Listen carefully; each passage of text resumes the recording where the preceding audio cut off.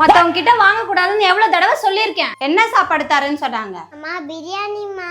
இந்த கிண்ணம் வேணாம், இதுல போய் வாங்கிட்டு வா.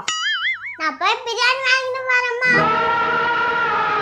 அதான் பிரியாணி வருதுல, நம்ம எதுக்கு சமைச்சுக்கிட்டு. எங்க இவளை இன்னும் காணோம். சிக்கன் பீஸை பிச்சு அந்த பிரியாணியில வச்சு சாப்பிடும்போது வரும் பாரு டேஸ்ட். பசி வேற எடுக்குது.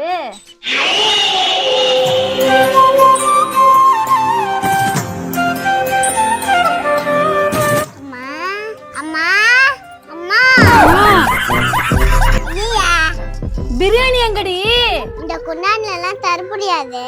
ஆன்ட்டி என்ன இங்கேயா உட்காந்து சாப்பிட்டு போக சொல்லிட்டாங்கம்மா.